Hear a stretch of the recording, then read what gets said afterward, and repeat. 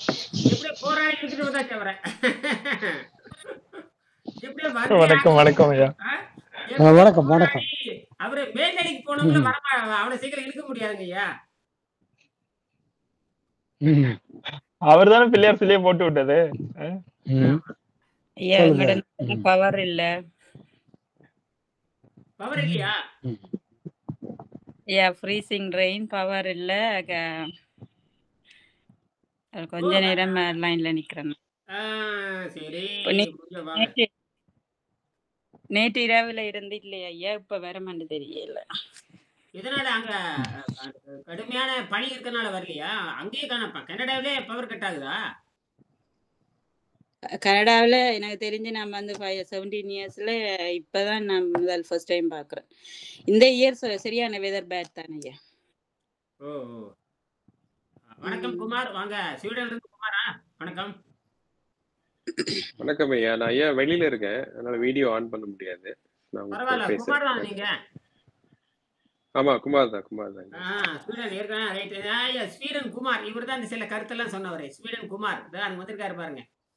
சரி பரவாயில்ல, நீங்க கவனிங்க. சில சாட் ஜிபி பத்தி சில தகவல் எடுத்திருக்காரு. சரி இருக்கு, நீங்க கவனிங்கய்யா.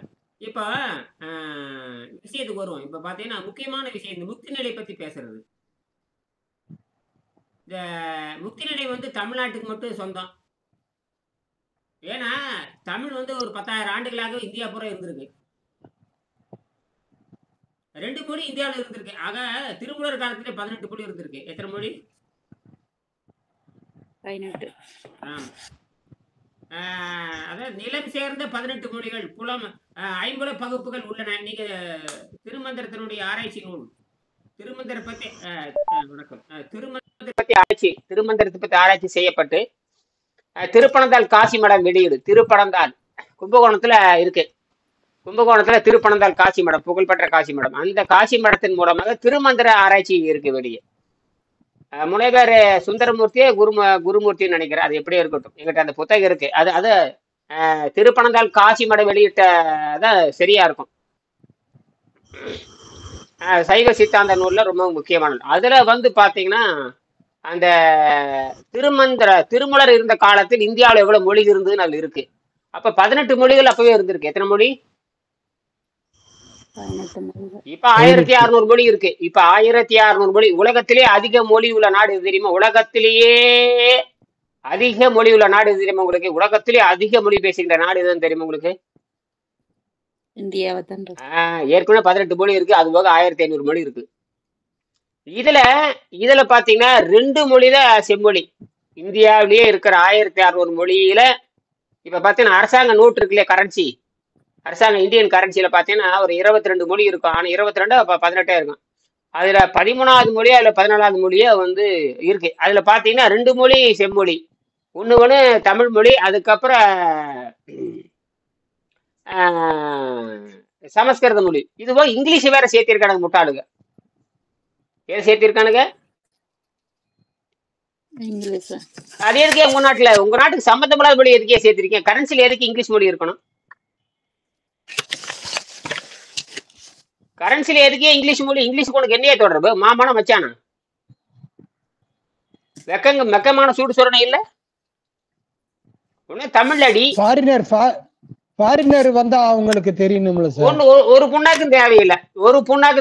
எந்த நாட்டிலும் தமிழ் மொழியில பிரிண்ட் அடிக்கிறது இல்ல. அது என்ன ஃபாரினர் வெங்காய புண்ணாக்கு புண்ணாக்கு? ஃபாரினருக்கு நமக்கு என்ன சம்பந்தம்?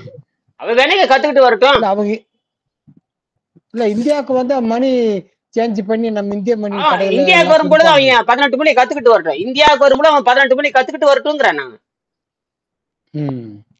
நீ வடநாடு போனா ஹிந்தி கத்துட்டு போ. நீ ஆந்திரா போனா தெலுங்கு கத்துட்டு போ. கன்னடா போனா ஹிந்தி கத்துட்டு போ. மலையாளம் போனா மலையாளம் கத்துட்டு போ. நீ அங்க போறப்ப கத்துக்கோ. எப்பவோ வருவான். என்னைக்கோ அப்ப ஜெர்மன் மொழியில அடிப்பீங்க நீங்க.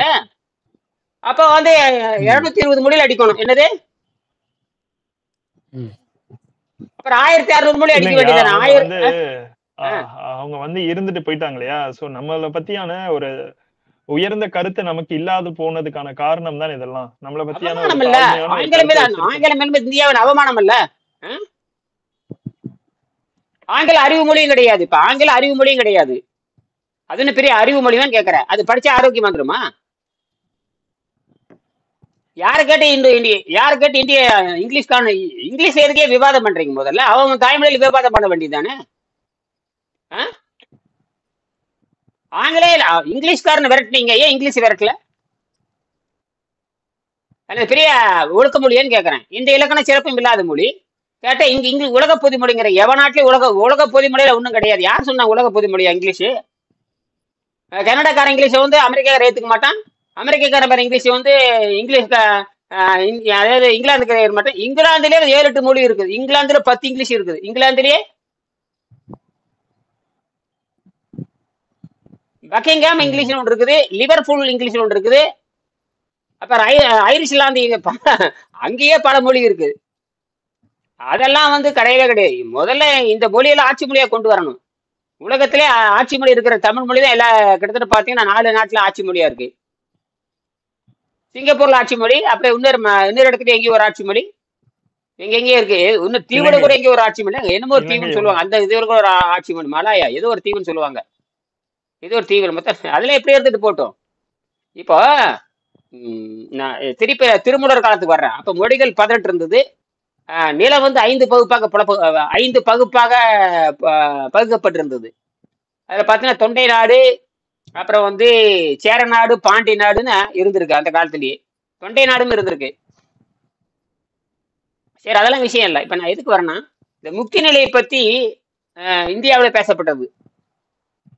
முக்தி நிலைங்கிறது என்னன்னு கேட்டீங்கன்னா, சுத்தத்தில் இயற்கை மரணம். அதுதான் விஷயமே. எதுல இயற்கை மரணம்? சுத்தத்தில் இயற்கை மரணம். நல்லா புரிஞ்சுக்கணும். இப்ப அது நோக்கிதான் இந்த பரிணாமம் நகர்கிறது. பரிணாமம் என்பது வேறு. இப்ப இருக்கிற துர்மரணத்தை இயற்கை ஏற்றுக்கொள்ளாது. துர்மரணம் வருமா என்றால் நமக்கு அறிவுங்கிறது இதே தேவையில்லை. இது அறிவுதே தேவையில்லை. அறிவுங்கிறது நமக்கு தேவை கிடையாது. எது என்ன தெய்வ ராஜாங்கம் பேச்சைவ காண புரியுதுங்கய்யா. அறிவு இல்லாதவங்க தான் வந்துட்டு அந்த துர்மரணத்தை எதிர்கொள்றாங்க. அப்ப நம்ம சரி, அறிவு இருந்தா மரணத்தை பத்தி ஆராய்ச்சி பண்ணவே இல்லையா? அறிவு இருக்கிறவங்க மரணத்தை பத்தி ஆராய்ச்சி பண்ணவே இல்லையா? பண்ணணுங்கய்யா. சரி, குறைஞ்சபட்ச நோய் இல்லாம சரி, மரணம் ஒரு பக்கம் இருக்கட்டு. குறைஞ்சபட்ச நோய் இல்லாம நோயற்ற வாழ்வை குறைவற்ற செல்வம் சொல்றீங்க. சரி, உலகத்துல எந்த மொழியாவது நோயற்ற வாழ்வை குறைவற்ற செல்வம் தருகின்ற மொழி எந்த மொழி? தமிழ் மொழி தாங்க. அதை எப்படி சரியா சொல்றீங்க? தமிழ்ல தான் நம்மளுக்கு வந்துட்டு திருக்குறள்லையும் திருமூலரோட திருமந்திரத்திலையும் வந்துட்டு தகவல் சொல்லியிருக்காங்க. அது வடிவமைச்சு கட்டுதான் உணவில்லாமல் வாழும் கலை வந்தாச்சு. இப்பதானே 30 வருஷத்துக்கு முன்னாடி தானே இது கண்டுபிடிச்சு 30 வருஷம் தான் ஆச்சு. இதுக்கு முன்னாடி யாருக்கும் தெரியுமா? 30 வருஷத்துக்கு முன்னாடி இதே 30 வருஷத்துக்கு முன்னாடி கேள்வி கேட்ட என்ன பதில்? இதே நீங்க 30 வருஷத்துக்கு முன்னாடி இருக்கிறீங்க. இப்ப நான் கேள்வி கேட்ட என்ன சொல்லுவீங்க? இப்ப நீங்க 30 வருஷத்துக்கு முன்னாடி நான் ஒரு கேள்வி கேட்கறேன். இது வரைக்கும் யாருமே கிடையாது. நான் கேட்கறேன், ஆரோக்கியம் தருகின்ற மொழி எதுன்னு கேட்டு முடிப்பீங்க. நான் கேட்கறது எப்ப கேட்கறேன்? 30 வருஷத்துக்கு முன்னாடி ஒரு கேள்வி கேட்கறேன். 30 வருஷத்துக்கு முன்னாடி போய் ஒரு கேள்வி கேட்டேன்னு வச்சுங்க. இப்ப வந்து 1990 ஒரு கேள்வி கேட்டா யாராவது பதில் சொல்லுவீங்களா? நான் கேட்கறேன், ஆரோக்கியம் தருகின்ற மொழி எதுன்னு கேட்டா ஏவனுக்கும் தெரியாது. என்னது? தெரியும். ஆமா, இப்ப புரியுதா? அப்ப உலகத்திலே ஆரோக்கியம் தருகின்ற மொழி கண்டுபிடிச்சாச்சு. அதனால நல்ல வேலை வெங்கடேசன் வந்து தமிழர் கையில கொடுத்து போய் எங்க கையில சிக்கிடுது. அதனால சுருக்க எடுக்கிறேன். நல்ல வேலை கொஞ்சம் தமிழ் தெரிஞ்சு காட்டி விட்டு ஆட்டாட்டு நாட்டுறேன். என்னது? எங்கிட்ட இருக்கிற அரைகுறை தமிழ் எப்படின்னா, நான் இதே தமிழ்ல வந்து ஒரு 10 முனைவர் பட்டு வாங்கியதுல இன்னும் டாரா கிழிச்சிருப்பேன். இதுக்கு நான் வந்து வெறும் பியூசி வரைக்கும் தான் படிச்சேன். இது வரைக்கும் பழைய பியூசி 1978-79. இவரு திருமாறன் வந்து எனக்கு முன்னாடி 2 செட்டுக்கு மூத்தவர் நினைக்கிறேன். அவர் 1977 முடிச்சிருப்பாரு நினைக்கிறேன். அப்படித்தானே? 75-76 SLC, 75-76 11th, 76-77 PUC. Very good very good very very good very good. 76-77 பியூசி. வணக்கம் மகேஸ்வரி, எங்க இருந்து பேசுறீங்க? மகேஸ்வரி எங்க இருந்து பேசுறீங்க? மகேஸ்வரி எங்கிருந்து பேச நீக்கப்படுவீங்க? கேட்ட பதில் சொல்லணும், இல்லை நீக்கிடுவோம் உங்களை. மகேஸ்வரி நீங்க எங்கிருந்து பேசுறீங்க, இல்லாட்டி நீக்கப்படுவீங்க. உங்க யாருன்னு தகவல் சொல்லுங்க. உங்களை நீக்கிடலாங்க ஐயா. நீங்க யாராவது கேளுங்க. நீங்க யாராவது ஒருத்தர் கேள்வி கேளுங்க. மகேஸ்வரி யாருன்னு கேளுங்க. மகேஸ்வரி மியூட் அன்மியூட் பண்ணிட்டு கொஞ்சம் பேசுங்க. உங்களை இன்ட்ரோடியூஸ் பண்ணிக்கோங்க.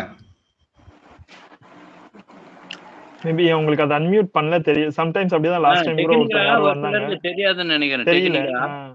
அதனால கொஞ்சம் ஹோல்டு பண்ணி வச்சிருப்போம். பார்க்கலாம், பேசுவாங்க, பார்க்கலாம், வெயிட் பண்ணலாம். ஆமா, இங்க கீழே பாத்தீங்கன்னா கேமரா மாதிரி இருக்கும், அப்புறம் ஒரு மைக்கு மாதிரி இருக்கும், கேமரா இருக்கும், ஒரு ஒளிவாங்கி மாதிரி இருக்கும், அப்புறம் கை மாதிரி இருக்கும்.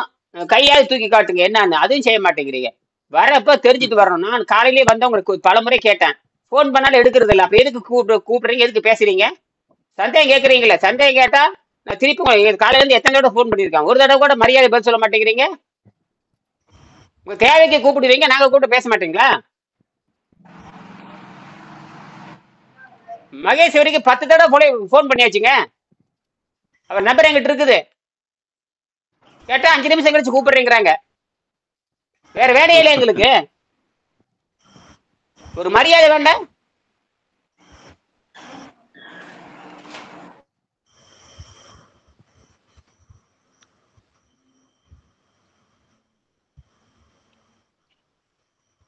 இல்ல மகேஸ்வரிக்கு புரியுற மாதிரி போன்ல அனுப்புறேன் உங்களுக்கு.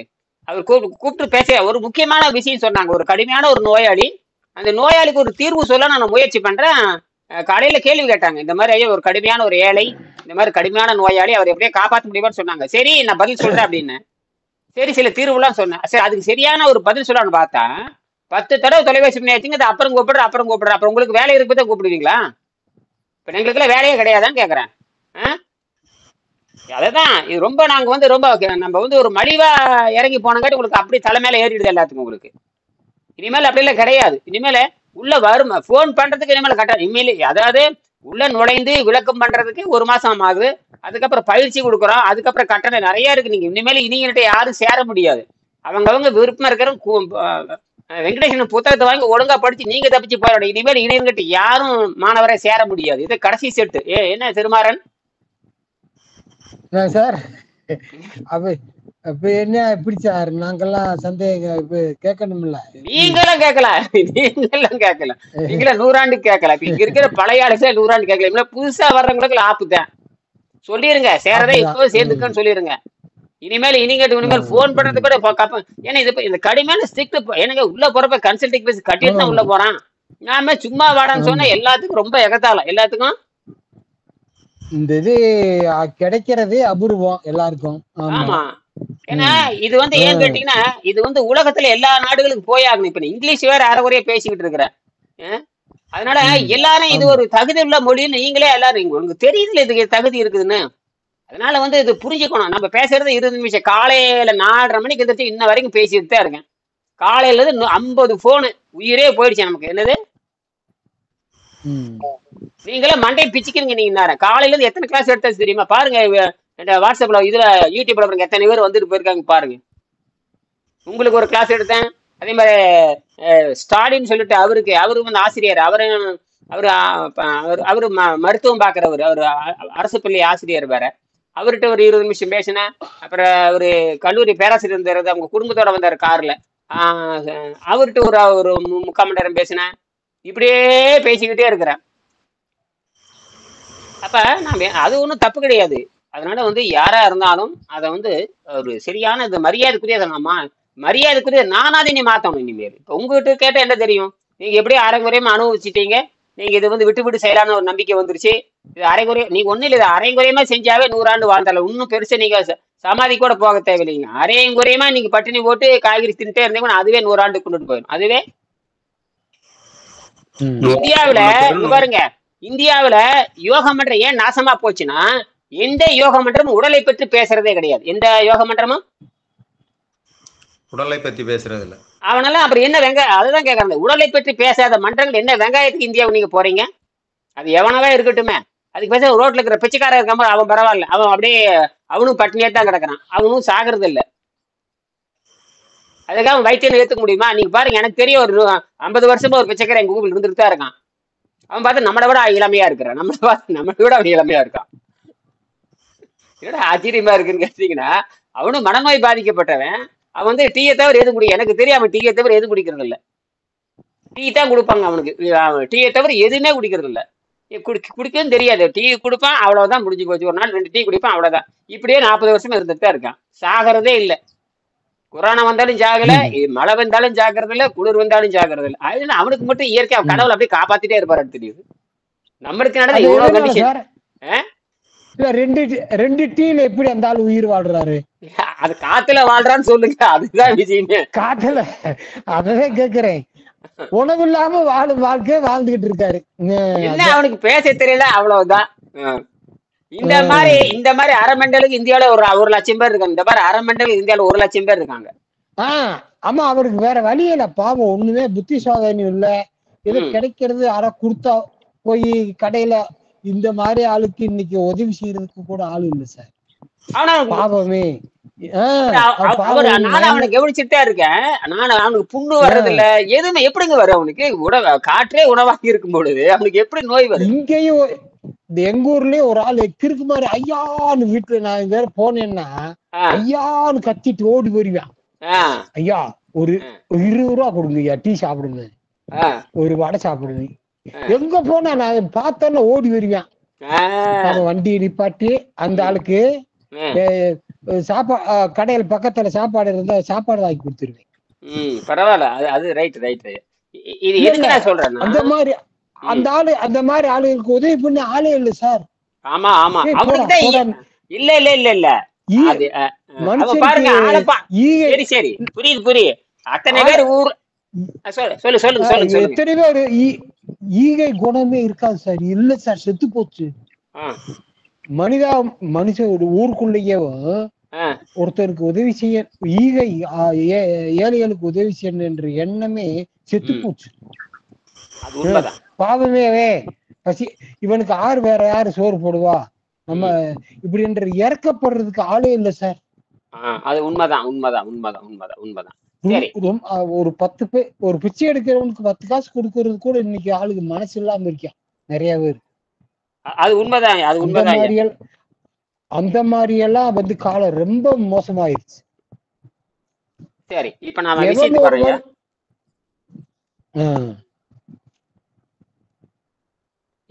இப்ப நான் விஷயத்துக்கு வரேன். இப்ப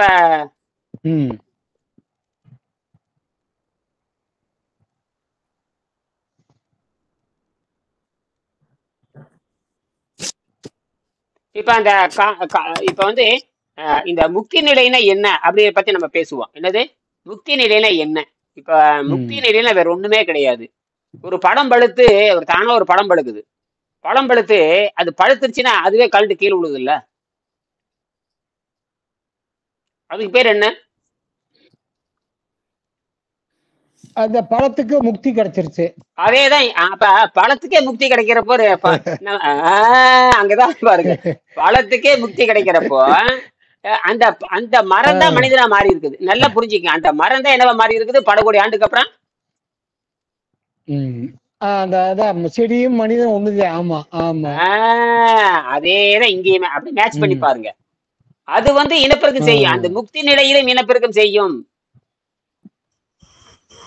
அந்த பழம் கீழே விழுந்துன்னு வச்சுக்க, ஏதோ ஒரு பழம் மாம்பழம்னு வச்சுக்கலாம், உங்க பழுத்து கீழே விழுந்துருச்சு. அது பூமிக்குள்ள போனதுக்கு அப்புறம் மீண்டும் அது இனப்பெருக்கம் செய்யுது. ஆமா, அந்த கொட்டையில இருந்து பலவடி செடி முளைக்குது இல்ல? அப்படின்னா அது தூய்மையா இருக்குதுன்னு அர்த்தம். இல்ல அது தூய்மையா, விவசாய பக்கத்துல கொண்ட அவரே கேளுங்க, அந்த பழம் தூய்மையான பழமா இருந்தா தான் அது கொட்டை முளைக்கும். அது சொத்த பழமா இருந்தா முளைக்காது. என்னது? சொத்த பழம் முளைக்காது. இங்கதான் 7ஆம் அறிவு வேலை செய்யுது. இங்க நாமும் தூய்மை செய்துட்டோம்னா நீங்க இனப்பெருக்கம் செய்யலாம்னு அர்த்தம். முக்தியும் அடையலாம், இனப்பெருக்கம் செய்யலாம். அப்ப 6ல இருந்து 7க்கு வரணும் எல்லாரும். அதுக்கு ஒண்ணும் இல்ல, அது இடைஞ்சலா இருக்கு. இந்த பசியும் வாய் ருசி தான். எது 7ஆம் அறிவு வர்றதுக்கு.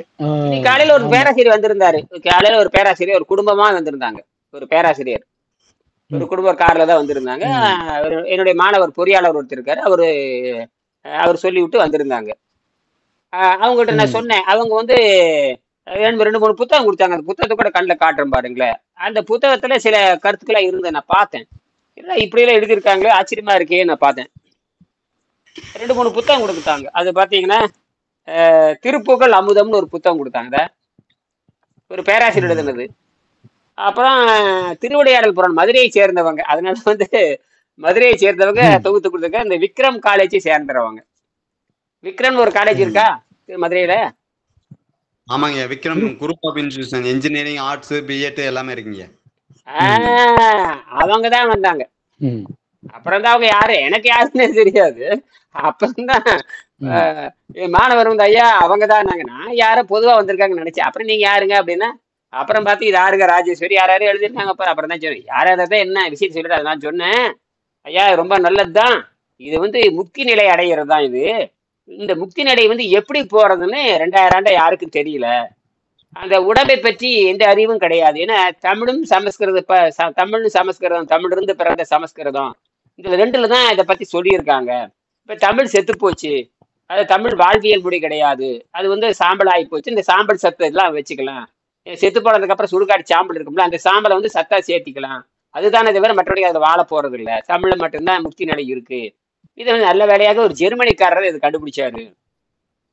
ஜெர்மனிக்காரர் எப்படி கண்டுபிடிச்சா, அவர் இயற்கையாவே அறிவு வந்துருச்சு. அவருக்கு இயற்கையா அறிவு வந்து அவர் பல உணவெல்லாம் மாத்திர கடைசியில நோன்பு இருந்தால் மரணத்தை வெல்லலாம் அப்படின்னு அவர் சொன்னாரு. அதே போல நோன்பு இருந்தால் நோயை வெல்லலாம்னு கண்டுபிடிச்சாரு. இதுக்கு அவர் ஜெர்மனியில இருக்கிற ஒரு ஜெர்மனியில வந்து ராணுவத்துல பணிபுரிஞ்சு, நானும் ராணுவத்துல பணிபுரிஞ்சவன் தான். நானும் இறைச்சியெல்லாம் சாப்பிட்டுருக்கேன். எனக்கு எங்களுக்கெல்லாம் எப்படின்னா 7 வேளை 7 தடவை இறைச்சி போடுவாங்க, 7 நாளுமே இறைச்சி எங்களுக்கு. அதனால எங்களுக்கு காமலை வரும். நாங்க இறைச்சி தின்னு போட்டு சோறு தின்னோம்னு வச்சுக்கோங்க, வெயில கடுமையா வேலை செய்வோம். பாத்தீங்கன்னா 100க்கு 60 பேர் இருந்தோம்னா 10 பேருக்கு காமலை வந்துடும். அதிகமா காமலை எங்கடா வருதுன்னா ராணுவத்துல தான் வருது. ஜாண்டிஸ் அடேங்கப்பா படுக்க கிடுக்க எல்லாம் மஞ்சள் ஆயிரும், நடுநடுங்கி போவாங்க. என்னது நடுநடுங்கி போயிடுவானுங்க எல்லாருமே. திங்கிறது கூட இறைச்சி. காரணம் வந்து மாமிசம் தான். இறைச்சி சோறு வெயில், என்னது இறைச்சி சோறு கடும் வெயில். 12 மணிக்கு எக்ஸசைஸ் என்ன ஆகும்? மண்டை வெயில் கொளுத்து, மண்டை குழந்தே போயிடும். உச்சி வெயில் மண்டை பொழுதுன்னு சொல்ல பாருங்க. 16 வயதுல என்ன சொல்றாரு சாமி டாக்டர், என்ன சொல்றாரு? அவர் இங்கிலீஷ்ல பேசுவான். ஐயா என்ன சொல்றாரு? ஐயா உச்சி வெயில் மண்டை பொழுதுன்னு சொல்றாரு அப்படின்னு ஜோக் அடிப்பான். என்ன சொல்றாரு? ஒண்ணு சார், நம்ம அந்த நம்ம ஒரு இந்த 80% 90% போயிருக்கோம்ல. ஆமா, நம்மளுக்கு வந்து வேர்வை வந்து கம்மியாகுது சார். வெயில் கொடுமை நம்மளால தாங்க முடியுது. அது ரைட். வெயில் கொடுமையில இருந்து ஜெயிக்க முடியுது. அப்ப 2000 ரைட். ஒரு முக்கியமான செய்தி சொல்றேன் பாருங்க. 2010 ராணுவத்துறையில இருந்து என்னை சந்திக்க வந்தாங்க. ராணுவத்துறையில இருந்து என்னை சந்திக்க வந்தாங்க. எந்த துறையில இருந்து? ராணுவத்துறை. ராணுவ ஆராய்ச்சி மையம் சொல்லுவாங்க. அங்க டெல்லியில இருக்கிற DRDOன்னு சொல்லுவாங்க, டிஃபென்ஸ் ரிசர்ச் ஆர்கனைசேஷன் சொல்லுவாங்க. அது DRDOன்னு சொல்லுவாங்க.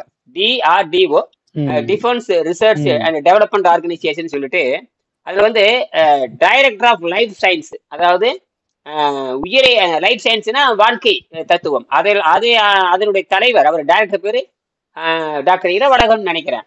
அவர் என்னை தனிப்பட்ட முறையில் சந்திக்க வந்தாங்க. எங்க DRDOல இருந்து வந்தாங்க. நான் அப்பதான் நான் சொன்னேன், நானும் ராணுவத்தில் இருந்தவன் அப்படின்னு சொன்னேன். 1980 நானும் ராணுவத்தில் இருந்தேன் அப்படின்னா. அப்ப சிரிச்சுக்கிட்டாரு. அப்படியே அப்படின்னாரு. நாம எங்க இருந்தேன்? இந்த மாதிரி மெட்ராஸ் ரெஜிமெண்ட்ல இருந்தேன், பெங்களூர்ல இருந்தேன் அப்படின்னா. சரி அப்படின்னா. அப்பதான் அவர் சொன்னாரு, உணவு இல்லாமல் வாழும் கலை பத்தி நாங்க தெரிஞ்சுக்கலாம் அப்படின்னு. உங்களுக்கு யாரு சொன்னாங்கன்னு கேட்டேன். அது எப்படி உங்களுக்கு தெரியும்? இல்ல எங்களுக்கு வந்து மெசேஜ் உண்டு அப்படின்னாங்க. எங்க ராணுவத்துறைக்கு போயிருக்குது. எது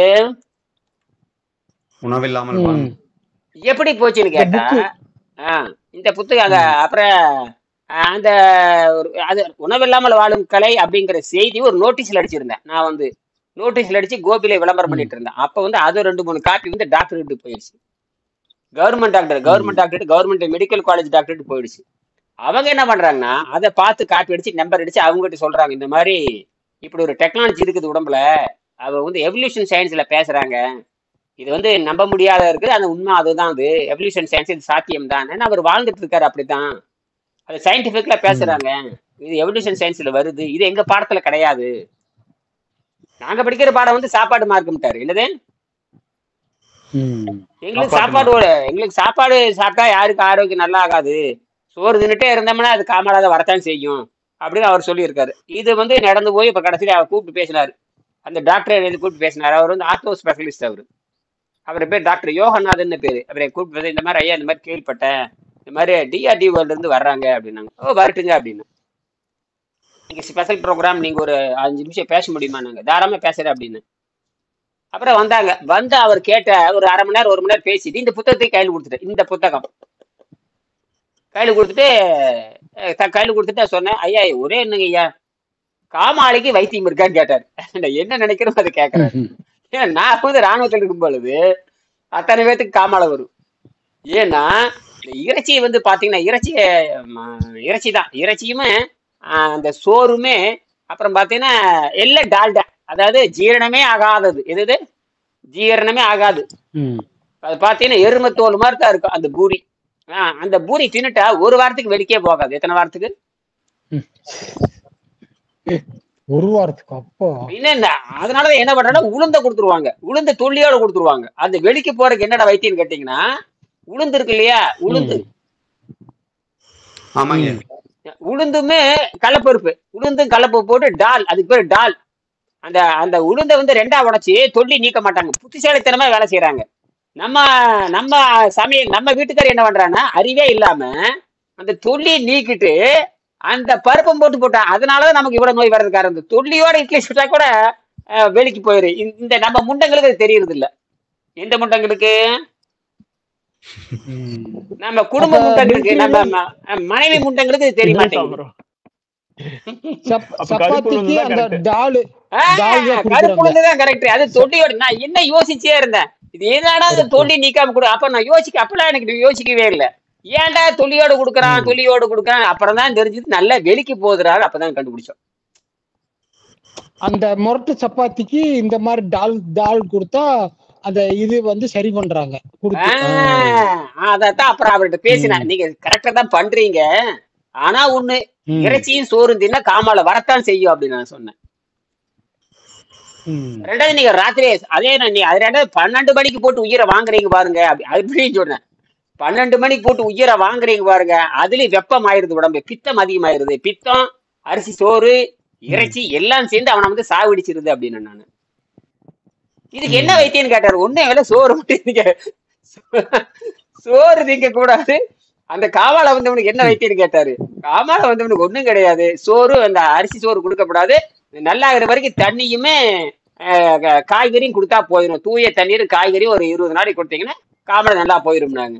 அதங்க பிரச்சனையே வரும். நீங்க மிலிட்டரியில காமால வர்றவங்களுக்கு என்ன கொடுத்தாங்க? மாத்திரை தானே கொடுத்தாங்க. அப்ப அவன் செத்து பொழைச்சிருவானுங்க. ஆமா, அதுதான். இப்ப நீங்க மாத்திரை தானே கொடுத்து சரி பண்ணிருக்காங்க. அப்ப மட்டும் இளநீ வாழைப்பழம் கொடுத்துருவானுங்க. சாப்பாடெல்லாம் நிப்பாட்டிடுவாங்க. ஆமா கொடுத்தானா கோவிந்தாதான், அரிசி தின்னானா கோவிந்தாதான்.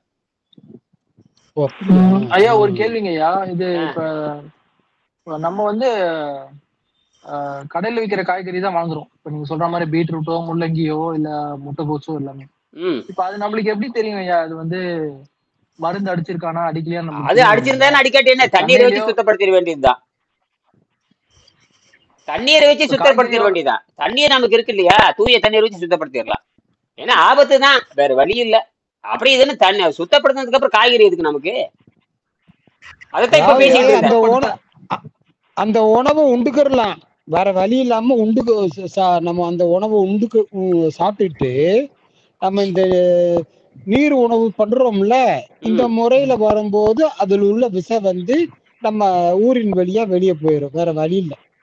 ஐயா அதான் ஐயா சொல்றேன். இப்போ வந்து காய்கறி சாப்பிடும் போது காய்கறியில இருக்க ஃபைபர், உங்க கான்செப்ட் படி என்னன்னா, எனக்கு புரிஞ்சு சொல்றேன், காய்கறியில இருக்க ஃபைபர் வந்து தொடப்ப மாதிரி குடல்ல இருக்கிற அந்த ஒட்டி இருக்கிற பழைய மலத்தெல்லாம் வந்து பெருக்கி வெளியேற்றிட்டு வந்துருது. ஆமா அதானயா நீங்க சொல்றீங்க. காய்கறியிலேயே வந்து மருந்து அடிக்காத காய்கறின்னு நீங்க சொல்றீங்க. இப்ப மருந்து அடிச்சுதான் எல்லா காய்கறியுமே வருது. நீங்க சொல்ற மாதிரி நம்ம ஃபர்ஸ்ட் காய்கறியை வந்து போட்டு நம்ம சாப்பிடும் போது அதுல இருக்க பாய்சன் வந்து நம்மள அஃபெக்ட் பண்ணாதா ஸ்டார்டிங் ஸ்டேஜ்ல? அப்ப நீங்க என்ன பண்ணணும், அதுக்கு வழி இருக்கு. ஒரே நிமிஷம், அதுக்கு வழி இருக்கு. அது ஒன்றும் பெரிய அதிசயம் கிடையாது. அப்ப காய்கறி தான் ஒன்றும் தேவையில்லை. நீங்க முருங்கைக்கீரையே போதுமானது. என்னது, முருங்கைக்கீரைக்கு மருந்து அடிக்க மாட்டாங்க. முருங்கைக்கீரைக்கு மருந்து அடிக்க மாட்டாங்க. வீட்டுல இருக்கிற பப்பாளி காய்க்கு மருந்து அடிக்க மாட்டாங்க. வீட்டுல இருக்கிற முருங்கைக்காய்க்கு மருந்து அடிக்க மாட்டாங்க. அதே மாதிரி மலநெல்லிக்காய்க்கு மருந்து அடிக்க மாட்டாங்க. மரநெல்லிக்காய்னா அரைநெல்லிக்காய் சொல்லுவாங்களா தானே? அரைநெல்லிக்காயும் வச்சுக்கலாம், அரைநெல்லிக்காயும் பண்ணிக்கலாம். அரைநெல்லிக்காயும் நீங்க பண்ணிக்கலாம், அரைநெல்லிக்காயும் பண்ணலாம். இன்னைக்கு கூட நெல்லிக்காய் பத்தி பேசினேன். அரைநெல்லிக்காய் ரொம்ப ரொம்ப நல்லது. அரைநெல்லிக்காய் அதெல்லாம் தோட்டத்தில் இருக்கணும். மருந்தடிக்க நீங்க அங்க போய் விலை கொடுத்தாது நீங்க வாங்கிட்டு வந்துடணும். கொஞ்ச நாள் அப்புறம் நீங்க நீர்ல தான் இருக்க போறீங்க. உணவெல்லாம் கிடையாது. தடிமுண்டங்களுக்கு கிடையாது. 15 வயசு இருக்கிற தடிமுண்டங்களுக்கு, எம்மா இருக்கிற தடிமுண்டங்களுக்கு உணவு கிடையாது. ஏன்னா கொழுப்புக்கு தின்னுக்கலாம். ஆணவத்துக்கு உணவு திங்கிறவன் அப்புறம் ஊதாரி தான். உணவு திங்கிறவன் ஊதாரி தான். தடிமுண்டங்களுக்கு எதுக்குங்க? வெள்ளைக்கார முண்டங்களுக்கு நாள்ல ஒரு நாள் வந்து அந்த 3 வேளை சாப்பிடும் போது ஒரு நாள் மதிய உணவு இந்த காய்கறி எதுவுமே சாப்பிடாம 10 நுங்கு சாப்பிட்டேன். அது ரொம்ப நல்லது. அது சார்ட்டு கேட்டு நுங்கு வந்து 10 நுங்கு சாப்பிட்டேன். இந்த மாதிரி காய்கறி இல்லாம சில பொருள் இருக்கு, மருந்து இல்லாம நிறைய. கொடிக்கா புளின்னு சொல்லி ஒரு இது இருக்கு பாத்தீங்களா? அது மருந்து அடிக்க மாட்டாங்க. அதாவது அந்த கோரிகா சொல்லுவாங்க. அங்க கிடைக்காது. கோர்கலிகா சொல்லுவாங்க. சென்னையில கோர்கலிகா சொல்லுவோம்ல நம்ம. கொடிக்கா புளின்னு சொல்லி கிலோ வந்து 300 ரூபாய். கிலோ 300 ரூபாய்ங்க. 200 ரூபா 300 ரூபா. அது மாதிரி நொங்கு வந்து பயங்கரமான. கோர்கலிகா தானே சொல்றாரு அவரு? ஆமா சென்னை காஞ்சிபுரத்துல அதான் சொல்லுவாங்க. அதான் ஒவ்வொரு ஊர்ல ஒரு பேரு இருக்கும். அந்த மாதிரி நிறைய பொருள் இருக்கு. அது நல்லா தெரியுதுங்க ஐயா.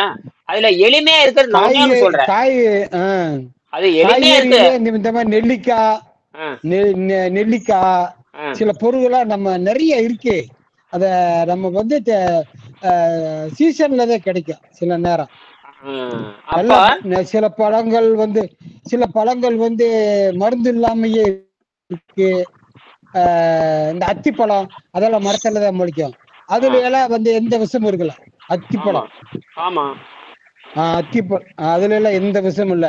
அது மாதிரி சில நிறைய இருக்கு. நிறைய ஐட்டம் விஷமில்லாத பொருள் நிறைய இருக்கு. நம்மளுக்கு வந்துங்க நம்ம இந்த லைனுக்கு வரும்போது நம்மளுக்கு கொஞ்சம் தாங்க உணவு தேவை. ஒரு நாளைக்கு 4 பேரிச்சம்பழம் போதும், கொஞ்சம் நிலக்கடலை பருப்பு போதும். நம்மளுக்கு எதுக்கு அந்த இது ஆராய்ச்சி பண்றீங்க? அந்த காய்கறியே நம்மளுக்கு தேவையே இல்லை சில நேரத்துல. நீங்க வந்து கொஞ்சம் நிலக்கடலை, அந்த பொரிகடலையும் கொஞ்சம் வந்து நல்லா மிக்சியில போட்டு கொஞ்சம் சீனி போட்டு கொஞ்சம் சாப்பிட்டுக்கலாம். நிறைய உணவு இருக்கு. அது மாதிரி வந்து கொஞ்சம் பூரி கொஞ்சம் மிக்சர் போட்டு. ஆமா அது மாதிரி நிறைய இது இல்லாம. ஒரு நிமிஷம். இது இப்ப பீனட் பட்டர் சொல்றோம் இல்லையா? இப்ப நீங்க சொன்னீங்க மாவு பொருட்கள் வந்து கொழுப்பை ஏற்படுத்தும். இல்ல நல்லா அது இருங்க. அது என்ன கரெக்டா சொல்றாருன்னா, ஆரம்பத்துல பசி தாகத்தை கட்டு. ஒரு நிமிஷம். ஆமாய்யா ஒரு நிமிஷம் கேள்வியை முடிச்சிடறேன். ஆமாய்யா ஒரு நிமிஷம். இல்ல கேள்வி அவர் கேட்கட்டும். ஒரு நிமிஷம். ஐயோ போயிட்டாரு. அவருக்கு வேற ஏதோ அவருக்கு போன் வந்துச்சு போயிட்டாரு. சொன்னாரு போன் வருது, நான் அப்புறம் பேசிட்டு வரேன். சாரி. ஓகே. இப்ப பீனட் பட்டர் நான் செஞ்சு வச்சிருக்கேன் வீட்டுல. வேர்க்கடலை வந்து உப்புல வறுத்து. பட்டர் போடக்கூடாது. பீனட் பட்டர் இல்ல, பேரு பீனட் பட்டர் சொல்லுவாங்க. பட்டர் போட மாட்டோம் அதுல. இப்போ வேர்க்கடலையை வந்து வறுத்துட்டு உப்புல வறுத்துட்டு அதை வந்து மிக்சியில் போட்டு கிரைண்ட் பண்ணிட்டு கடலை எண்ணெயை ஊத்தி அதுலயே உங்களுக்கு வந்து இது வேணும்னா வெல்லம் போட்டு, வெல்லமும் அந்த பனை வெல்லம் இதை போட்டு நீங்க வந்து கிரைண்ட் பண்ணி அந்த பேஸ்ட் மாதிரி வச்சுக்கிட்டீங்கன்னா ஃப்ரிட்ஜில் வச்சீங்கன்னா அது அப்படியே இருக்கும். ஸோ நீங்க எப்போ வேணா வந்து நான் ஜிம்முக்கு போகும்போது அதை சாப்பிடுவேன். அது வந்து பிரெட்ல தடவி நீங்க சாப்பிட்டீங்கன்னா அது ப்ரோட்டீன் உங்களுக்கு. இப்ப ஐயா சொன்ன மாதிரி இப்போ பவுடர் வந்து மாவு பொருட்கள் வந்து சளியை வந்து ஏற்படுத்தும், அது கொழுப்பா கன்வெர்ட் ஆகும் அப்படிங்கிறாரு. வேர்க்கடலை அப்படியே சாப்பிட்டா நம்மளுக்கு வந்து அது பாதிப்பு இல்லைன்றாங்க. இப்ப அது எப்படி இப்ப அரைச்சிட்டோம் வேர்க்கடலையே, அப்ப அது வந்து இம்பாக்ட் ஆகுமா? நம்பர் 1. அதேதான் இப்ப பொரிக்கடலைன்னு சொல்றாங்க இல்லையா? பொரிக்கடலை பொரின்றதும் அரிசி தான், அவளும் அரிசி தான். இல்ல இல்ல இல்ல இல்ல இல்ல இல்ல அதெல்லாம் அப்படி கிடையாது. அதெல்லாம் வேக வைக்கிறது கிடையாது. உங்களுக்கு புரியல குடுக்குறாங்களே தவிர. இல்ல இல்ல இல்ல இல்ல பேசி முடிச்சிருங்க, டக்குன்னு முடிங்க. கேள்வி பெருசா போயிட்டே இருக்கு. அதாயா இப்ப அதுதான், இதுதான் என்னோட கேள்வி. இப்ப அதெல்லாம் மாவு தானே. உங்க கற்பனை எல்லாமே தப்பு, புரியுதா? நீங்க ஒழுங்கா நீ முதல்ல வகுப்புல கலந்துக்கு. உங்க கற்பனை எல்லாமே தப்பு. அதெல்லாம் வந்து அவள் வந்து அவள் எப்படின்னா அது வெளிக்கு போறதுக்காக பயன்படுத்துறது. அது சில எண்ணத்தன்மை இருக்கு. அதுல அவள் வந்து சில எண்ணத்தன்மை இருக்குது, மலச்சிக்கல போக்கும். அது பச உணவா வராது. போற வேவிச்சுன்னா அந்த காலையில அது பேசியாச்சு. நீங்க காலையில பேசியாச்சு. நீங்க மாவு என்பது வேறு, மாவை வேவிக்கிறது என்பது வேவிக்கிறப்ப பசையா மாறிடும். என்னது? ஓகே ஓகே ஆமா ஆமா ஆமா புரியுது. வேக வச்ச விஷம் அது புரிஞ்சுக்கும். அதே மாதிரி பொரி வந்து பொரி வந்து ஒட்டாது. பொரி வந்து மலச்சிக்கல போக்கும். பொரி வந்து மலச்சிக்கல போக்கும். அதே அரிசி சோறு தின்னா மலச்சிக்கல் உண்டாக்கும். ஆமா ஓகே. வெளியில இருக்கிற இதுதான் உள்ளுக்குள்ளே ஆகுமாயா? அதுல ஆக்சிடேஷன் கிடையாது. இதுல ஆக்சிடேஷன் நடந்துடும். பொரிங்கிறது ஆக்சிடைஸ்டு, புரியுதா? ரைஸ் ஆக்சைடு புரியுது. ரைஸ் ஆக்சைடுன்னு சொல்லலாம். ரைஸ் ஆக்சைடு அதுக்கு பேரு. அந்த லேசா உப்புல போட்டு வறுத்து எடுத்ததுக்கு அப்புறம், லேசா உப்பு தண்ணி போட்டு வறுத்ததுக்கு அப்புறம் அந்த வறுத்து எடுக்கிறப்ப குப்புன்னு உப்பிடுது. அப்ப வந்து கார்பன் பூரா வெளியோடிடும். என்னது? நச்சு கார்பன், மீத்தேன், விஷம் வெளியிடும். அது வந்து பாத்தீங்கன்னா இதெல்லாம் வந்து பேசிக்ல சொல்றது. அதை திங்கிறதுக்கெல்லாம் கிடையாது. முதல்ல பசி கட்டுப்படுத்திட்டு வந்ததுக்கு அப்புறம் பின்னாடி நீர்ல தான் இருக்கணும். இது அடிப்படையில் வர்றவங்களுக்கு தான். அது தின்னுட்டுல இருக்க முடியாது. நீங்க என்னது சாப்பிட்டு இருக்க முடியாது. சும்மா அந்த மைண்டை ஏமாத்துறதுக்காக தான். இனிஷியல் ஸ்டேஜ்ல பாத்தீங்கன்னா அந்த மைண்டுக்கு வந்து நம்மள சவுந்தப்படுறதுக்கு நீங்க ஏதோ ஒண்ணு வாயில போட்டிருக்க அந்த பசி அடக்கிறதுக்காக தானே தவிர அது வந்து ரெகுலர் ஃபுட்டு கிடையாது. அது ஈவன் அப்படி பாத்தீங்கன்னா கூட இந்த கடலை, நிலக்கடலை இதெல்லாம் சாப்பிடறது கூட அது வந்து மலம் இறக்கி தான். அதெல்லாம் மலத்தை இறக்கிறதுக்காக செய்யறது தானே தவிர அதெல்லாம் குடலை சுத்தம் பண்றதுக்காக தவிர அது வந்து ஒரு ரெகுலர் ஃபுட்டு கிடையாது. அதெல்லாம் எங்கேயுமே பருந்து உணவே வேண்டாங்கிறப்ப அதுல எதுக்குன்னு நான் கேக்குறேன். அதெல்லாம் உணவே வேண்டாம். கீரையே கடைசியில காலையில அந்த இன்ஜினியர் கேட்டாரு, இளநீ சாப்பிடலாம். இளநீ குற்றம்ட்டு நானு இளநீ சாப்பிடலாம் மாட்டேங்குது, அதுதான் குற்றம்னு சொன்னேன். நீங்க என்னதான் சாப்பிடுறீங்க, அது என்னதான் சாப்பிடுறீங்கிறத விட பசி தாகத்தை அடக்க தெரியுமான்னு கேளுங்க, அதுதான் பதில்னு சொன்னேன்.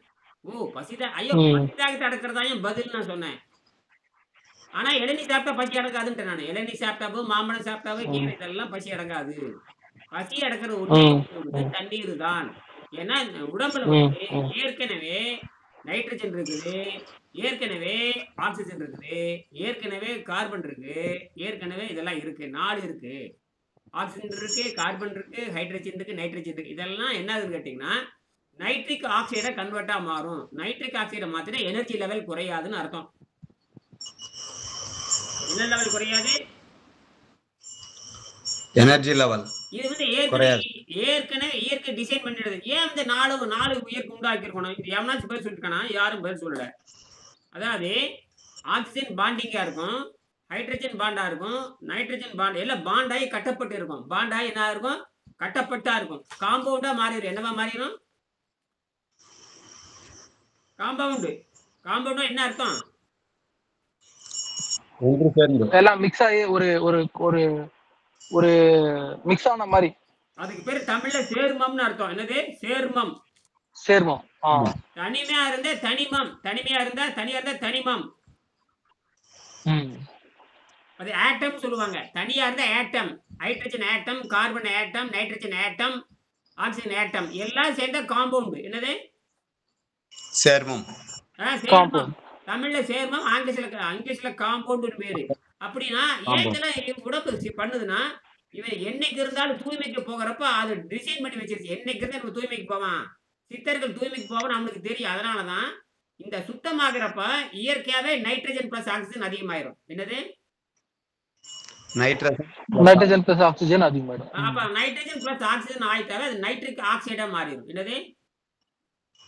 Nitric oxide. நைட்ரிக் ஆக்சைடு நமக்கு புரோட்டீன். எல்லாமே நைட்ரஜன் பிளஸ் ஆக்சிஜன் புரோட்டீனா மாறும். அதே நேரத்துல காத்துல வந்து நைட்ரஜன் இருக்கும், காத்துல ஆக்சிஜன் இருக்கும். காத்துல நைட்ரஜனும் இருக்குது, காத்துல ஆக்சிஜன் இருக்கு. அதையும் அப்சர்வ் பண்ணி நைட்ரிக் ஆக்சைடா மாத்தும். இது போக நீங்க தண்ணீரும் காய்கறி சாப்பிட்றப்ப இன்னும் அதிகமாகும். தண்ணீரும் காய்கறி சாப்பிட்ற இன்னும் நைட்ரஜன் புரோட்டீன் அதிகமாக. அப்போ நீங்க தப்பிச்சே ஆகணுங்கிறது இயற்கை ஆல்ரெடி டிசைன் பண்ணிடுது. இந்த முண்டை இப்பதான் சொல்றானுங்க நைட்ரிக் ஆக்சைடு அதிகமாகும்னு. ஏன்னா உடம்பே நைட்ரஜன் பிளஸ் ஆக்சிஜன் அதிகமா இருக்குது. அப்ப குடலை சுத்தம் பண்ணும் பொழுது இது நைட்ரஜன் பிளஸ் ஆக்சிஜன் மாதிரி எல்லா வகையான அடைப்புகளும் நீங்கிரும். இப்ப அந்த நைட்ரஜன் பிளஸ் ஆக்சிஜன் ஒரு அமெரிக்க நாட்டுக்காரர் கண்டுபிடிச்சாரு. இவர் 998ல கண்டுபிடிச்சாரு. உடம்புல நைட்ரஜன் பிளஸ் ஆக்சிஜன் இல்லைன்னா செத்து போயிருவுன்னு எழுதுறாரு. இதுல இந்தியாவில் இருக்கிற, அமெரிக்காவில் இருக்கிற, ஜெர்மனில் இருக்கிற, இங்கிலாந்துல இருக்கிற ஒரு டாக்டர் முட்டங்கள் கூட பேசுறது இல்லை. என்னது? ஒரு டாக்டர் முட்டங்கள் கூட பேசுறது இல்லை. ஏன்னா இந்தியாவில டாக்டர் முட்டங்கள் பேசினா இந்தியாவில வியாபாரம் கெட்டு போயிடும். அவங்களுக்கு தெரியாது போல. என்னங்க சார்? தெரியாது இல்ல, வியாபாரம் கெட்டு போயிடும். வியாபாரம் வரமாட்டாங்க யாருமே. தெரிஞ்சாலும் யாருக்கும் ட்ரீட்மெண்ட் பண்றது இல்ல, சொல்லி கொடுக்கறது இல்ல. நான் 1000 கோடி, இப்ப நான் 100 கோடி ரூபாய் போட்டு ஆஸ்பத்திரி கட்டி இருக்கேன். உனக்கு சொல்லி கொடுத்துட்டா நீ அப்புறம் உனக்கு பிராக்டிகல் சொல்லி கொடுத்து நீ என்ன வெங்காயத்துக்கு வர, நீ டாக்டர் ஆயிருவ. நீ கோமாளி ஆக்குறது எங்க? உங்க படிக்க வைக்கிறது கோமாளி ஆக்குறது தானே. ஆமா, நீங்க பாஸ் மார்க் வாங்கினா கோமாளின்னு அர்த்தம். எப்படி பாஸ் மார்க் வாங்கிட்டு நீங்க கோமாளின்னு அர்த்தம்? என்னது? அதே பேர் இப்ப டாக்டருக்கு நீங்க இப்பதான் சொல்றது பார்க்கும்போது இந்த நம்ம பேரங்கில எல்லாம் டாக்டரே படிக்க வேண்டாம்னு சொல்லிடலாம் போல இருக்கு. கோமாளி ஆக்குறீங்கன்னு அர்த்தம். அத டாக்டர் படிப்பு வேஸ்ட் என்ற மாதிரி ஆயிடுது நீங்க சொல்ற கணக்கு. படிக்கலாம். நேச்சுரோபதி படிக்க, என்னது நேச்சுரோபதி? இயற்கை சார்ந்த படிப்பு. இது சார்ந்த படிப்படி இயற்கை அதை படிக்க வைங்க. படிச்சவன் சிந்திக்குவான், அவன் படிச்சவன் ஒத்துக்குவான். இந்த பிரிட்டிஷ் முண்டங்கள் ஒத்துக்குவான். பிரிட்டிஷ் முண்டங்கள் தான் உலகத்துக்கு எடுக்கிறது. இப்ப புரியுதா உங்களுக்கு? இவர் சொல்றாரு என்ன மாதிரி சொல்றாரு, உங்க உடம்புல வந்து நைட்ரிக் ஆசிட் இல்லைன்னா மரணம் உறுதி நடத்துறாரு. அது நைட்ரிக் ஆசிட் எனக்கு அப்படி நான் கேட்கறேன். நைட்ரிக் ஆசிட் இல்லைன்னா மரணம் வரும்னு எழுதுறாரு. நீங்க ஏதாவது நைட்ரிக் ஆசிட் பத்தி இந்தியாவில் ஒரு யோகம் பண்ற மாதிரி பேசுதான்னு பாருங்க. சரி, அப்ப நேச்சுரோபதி இந்தியாவில் தோன்றுனதுதான். ஆமா, நேச்சுரோபதி எனக்கு ராமாயண காலத்துல நேச்சுரோபதி வந்தாச்சு. நம்ம இந்தியாவில இருந்து வந்தது. சித்தர் காலத்துல வந்தாச்சு. அதுக்கெல்லாம் மூந்தது சித்தர். மயன் காலம் 20,000 ஆண்டுக்கு முன்னாடி நேச்சுரோபதி வந்தாச்சு. அப்ப இந்த சித்தா வைத்தியம் அந்த இதுக்கு சம்பந்தம் இல்ல. சித்தர் அதுக்கு பின்னா நேச்சுரோபதிக்கு அப்புறம் தான் சித்த வைத்தியம் வருது. சித்தர் அதாவது சித்த வைத்தியம் வேற, அது சித்தம் என்பது வேற, சித்தர் என்பது வேற. சித்தம்னா மனசு அர்த்தம். சித்தம்னா மனசு. ஆமா. அப்ப சித்தத்துக்கு தான் வைத்தியம் பண்ணிருக்காங்க, மருந்து கொடுக்க மாட்டாங்க. மருந்து கொடுத்தா நோய் குணமாகாது. அது வியாபாரத்துக்கு வந்துடும். மருந்து கொடுத்தாவே வியாபாரம் வந்துடும். மருந்து கொடுத்தாவே வியாபாரம். தண்ணீரும் கீரையும் வியாபாரத்துல வராது. தண்ணீரும் கீரை வியாபாரத்துல வராது, குருகுலத்துல வரும். எதுல வரும்? ஒரு மனிதனை மருத்துவனாக மாற்றுவது. அது ஒரு மனிதனை மருத்துவனாக மாற்றுவதா குருகுல கேள்வி. மருந்தை கொடுத்தாவே நோயாளியை மாத்துறது. அதாவது மருந்தை கொடுத்தீங்கன்னாவே நிரந்தர நோயாளின்னு அர்த்தம். யாராவது மூலிகை, மருந்து, மாத்திரைகள், அதாவது இந்த பில்ஸ் சொல்லுவாங்க. Pills, medicines, herbals. Pills, medicines, herbals, இந்த 3 கேள்விப்பட்டிருக்கீங்களா? பில்ஸ் ஒண்ணு இருக்கு, மெடிசின் ஒண்ணு இருக்கு, அப்புறம் ஹெர்பல்ஸ் ஒண்ணு இருக்கு. ஹெர்பல்னா எது தெரியுமா உங்களுக்கு? ஹெர்பல்னா எது தெரியுமா? ஹெர்பல் தாவரத்தை பேஸ் பண்ண மருந்து பொருட்கள். மூலிகை. ரைட். மெடிசினா என்ன தெரியும்? மெடிசின் பத்தி மெடிசினா என்ன? ரசாயனங்கள்.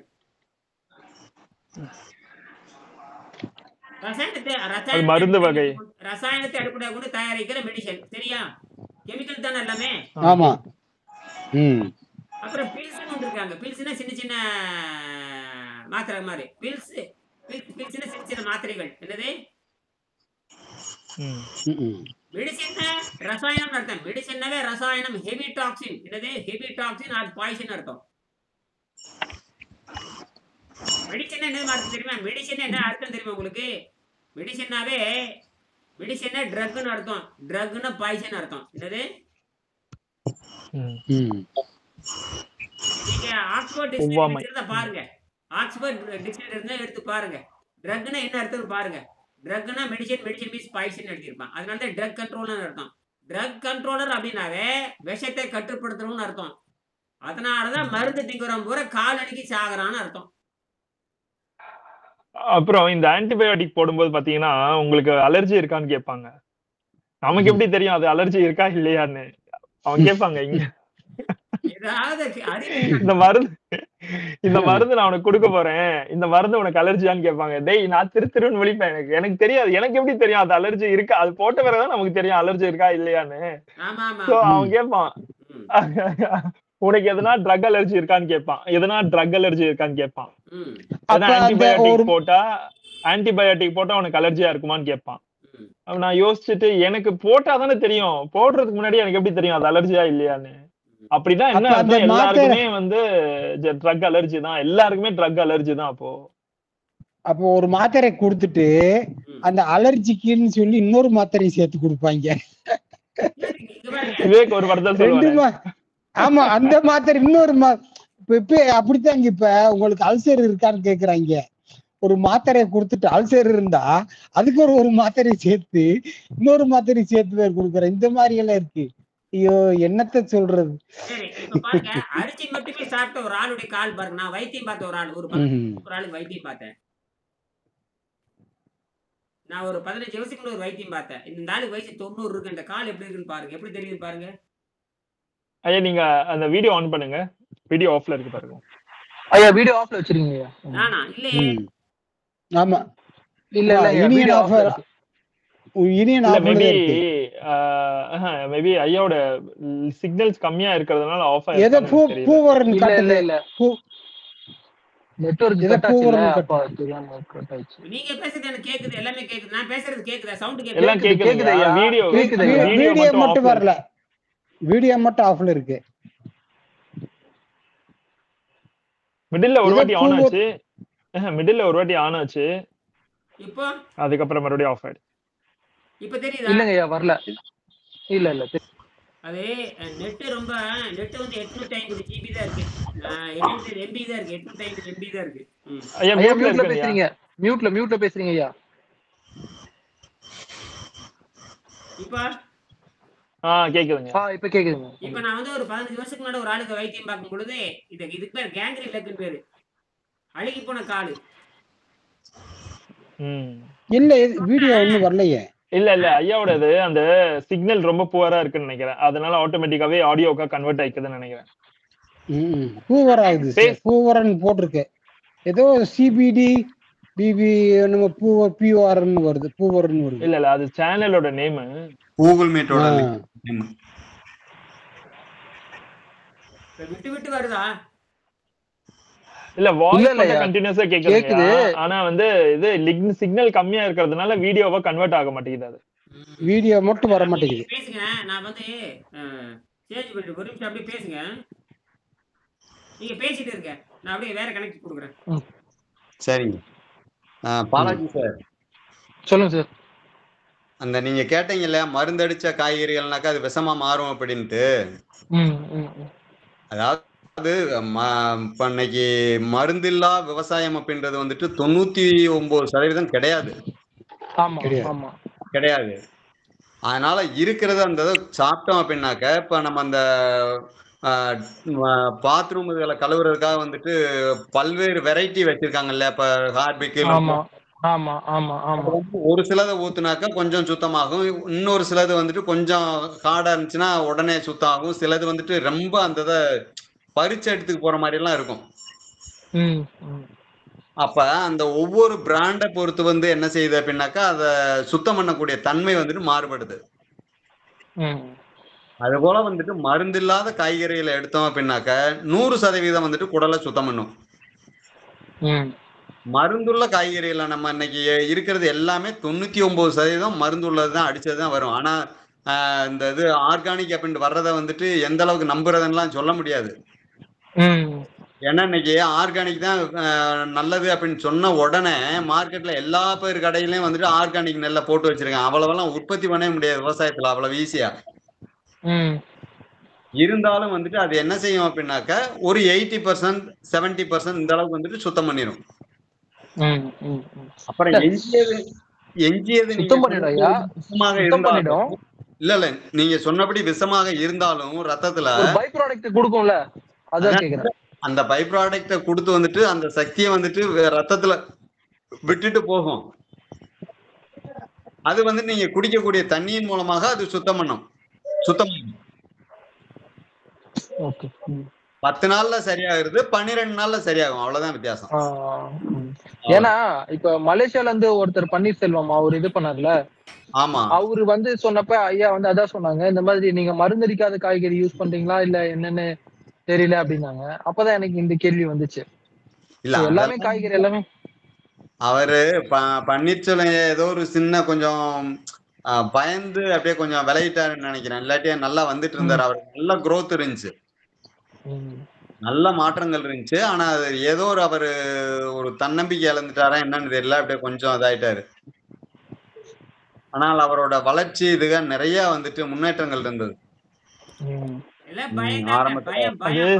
சுத்தி இருக்கவங்க பயம்படுத்தி இருப்பாங்க, சுத்தி இருக்கவங்க பயம். ஆனா வயதாயிடுச்சு இல்லையா, சோ அவர் வந்து வெயிட் கம்மியாயிட்டு வெயிட் ஆட் ஆயிட்டு அப்ப எங்க மாட்டிக்கிட்டாருன்னா அந்த கால் வீக்கம் கொடுத்துருச்சு. அது கொஞ்சம் அது வீக்கம் கொடுத்தது என்னன்னா உடம்புல இருக்க டாக்ஸின்ஸ் எல்லாம் வெளியே வருது. அது அவர் அப்ப அதை புரிஞ்சுக்கிட்டு மேற்கொண்டு புக்கை படிச்சு ஐயா கிட்ட சந்தேகமோட இருந்து கொஞ்சம் பணிவோட இருந்திருந்தாங்கன்னா அது அப்படியே கண்டினியூ பண்ணிருக்கலாம். வேற யாரோட பேச்சு கேட்காம இருந்திருந்தா அது சில இது வந்து பண்ண விடாது இல்லையா.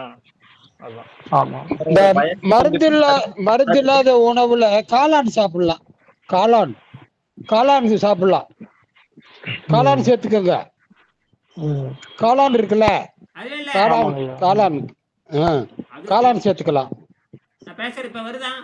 காளான் வருதுங்க, நீங்க பேசுறது கேக்குதுயா, வீடியோ தான் வர மாட்டேங்குது. சரியா, வீடியோ ஆமாங்க அதுதாங்க, அது சிக்னல் கம்மியா இருக்கிறதுனாலதான் வர மாட்டேங்குது, வேற எதுவும் இல்ல. சிக்னலா என்னன்னு தெரியல, மேபி செட்டிங்ஸ் ஏதோ பிரச்சனை நினைக்கிறேன். நீங்க அப்புறம் இல்ல ப்ரோ, அது என்னன்னா சிக்னல் கம்மியா இருந்ததுன்னு நினைச்சுக்கோங்களேன். அவர் ஆன்ல இருந்தா கூட மேபி அந்த இடத்துல வந்து ஐயா இப்ப நைட்ல கொஞ்சம் கம்மியா தான் இருக்கு. மார்னிங்ல இருந்து அவர் யூஸ் பண்ணிட்டு இருக்காரு, கண்டினியூஸா யூஸ் பண்ணிட்டு இருக்காரு. அப்பெல்லாம் கிளீனா இருந்தது. அவர் வைஃபைல இல்லன்னு நினைக்கிறேன். வைஃபை இல்ல, வெறும் மொபைல் டேட்டா மட்டும் தான் இது பண்ணிட்டு இருக்காரு. சோ அந்த இடத்துல அந்த மதுரையில இப்ப அவர் இருக்க இடத்துல இது கொஞ்சம் கம்மியா இருக்கு, சிக்னல் கம்மியா இருக்கு. ஃபைபர் இல்ல, நான் சும்மா ஒரு நண்பர் வீட்டுக்கு வந்திருக்கேன், ஃபைபர் கிடையாது. பாலாஜி சார் சொல்லுங்க சார்.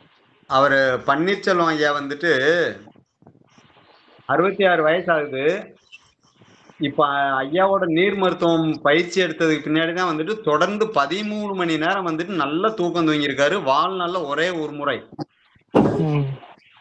அப்ப அந்த அளவுக்கு வந்துட்டு கொடுத்துருக்கு அப்படின்னாக்க இது வந்துட்டு பயிற்சி சிறப்பா போயிருக்கு, முன்னேற்றம் இருக்கு. அதாவது இந்த கழிவுகளை நேத்து முந்தா நாள் வகுப்புகளை கூட ஐயா வந்துட்டு சொன்னாரு. அதாவது கழிவுகள் வெளியேறும் பொழுது அது வந்துட்டு புண்ணாக வெளியேறலாம், பொக்களமா வரலாம், வெடிப்புகள் வரலாம். அந்த மாதிரி வரும் பொழுது அவரோட கால் வீங்கிக்கிடுச்சு. அதுக்கு வந்துட்டு அவர் வந்துட்டு பயந்துட்டாரு. இன்னும் கொஞ்சம் தாக்கு பொறுத்து இருந்தாரு அப்படின்னாக்கா அவரோட முன்னேற்றங்கள் வந்துட்டு பிரம்மாண்டமா இருந்திருக்கும். அது அவரோட பிராப்தம், அவ்வளவுதான்.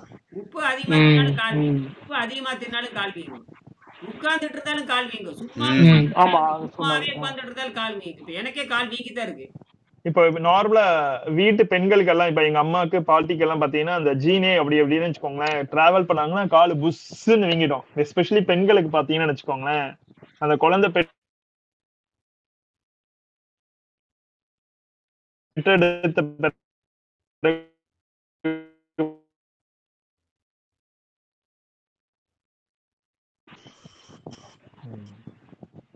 இது ஒரு கேள்வி இருந்துச்சு, அது கேட்கணும். மத்தபடி நான் ஒரு 2.5 கிலோ குறைச்சிருக்கேன். ஃபேட் 2.5 கிலோ, உடம்பு இது குறைஞ்ச மாதிரி தெரியல, பட் வெயிட் மட்டும் 2.5 கிலோ குறைஞ்சிருக்கு. 2.5 கிலோவெல்லாம் சாதாரணம். இன்னும் டக்கு நீங்க தண்ணியில போட்டீங்கன்னாக்க நிறைய குறையும். நான் ஐயா சொல்ற மாதிரி அரைக்குறையா தானே பண்றேன், இன்னும் ஃபுல் ஃபிளெஜ்ஜா வரல. நானு அரைக்குறையா அப்படியே ட்ரையல் அண்ட் எரர் மெத்தட்ல அப்படியே சும்மா பண்ணிட்டு இருக்கேன். அதாவது ஒரு 3 நாளைக்கு தண்ணியில போடுங்க, அப்புறம் ஒரு நாள் காய்கறி சாப்பிடுங்க, அப்புறம் ஒரு 3 நாள் தண்ணி, அதுக்கப்புறம் கொஞ்சம் விட்டு சாப்பிட்டு கூட பாருங்க. ஒரு வாரம் 10 நாளைக்கு உங்களோட டோட்டலா உடம்பு மாறிடும்.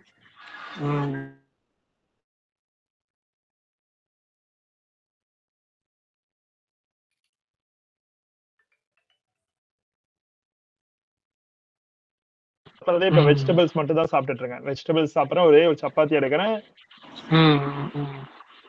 மிச்சபடி இந்த ஸ்நாக்ஸ் ஐட்டம் ஐயா சொன்ன மாதிரி அந்த ஸ்நாக் ஐட்டம் மட்டும் தான் சாப்பிட்டுட்டு இருக்கேன். இன்னும் அடுத்த மறுபடியும் இன்னும் நெல்லிக்காய் போடல. இன்னும் ஆக்சுவலா 2 கிலோ வெயிட் பண்ணிட்டு இருக்கேன். இப்ப கரெக்டா ஃபேட்ன்றது 2 கிலோனா ரொம்ப பெருசா இருக்கும். பெரிய அமௌண்ட் ஆஃப் ஃபேட் உடம்புல இருந்து குறைஞ்சிருக்கும். அப்போ 5 கிலோ 6 கிலோ 10 கிலோ குறைக்கிறாங்கன்னா இப்போ புரோட்டீன் வந்து அதிகமா இருக்கும் பாக்குறதுக்கு 2 கிலோனாலும்.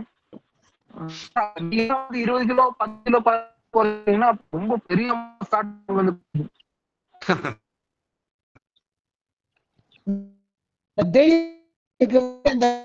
வந்துருச்சா இல்ல பச்சை மாட்டு வேலை. சரி சரி. பச்சை மாட்டு கட்டா எல்லாருக்கும் வரும். அந்த வந்து நான் எனக்கு வரும்போது ஒரு தெரியல, ஒரு மாதம்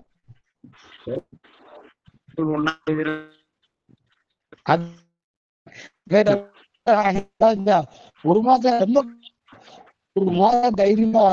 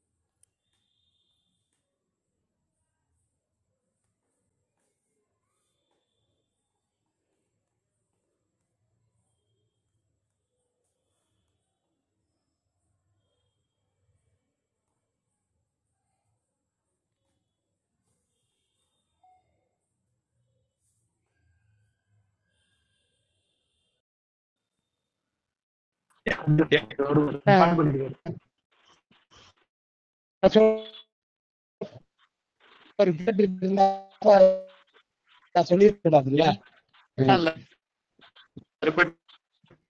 கருத்து வந்து அண்ணனுக்கு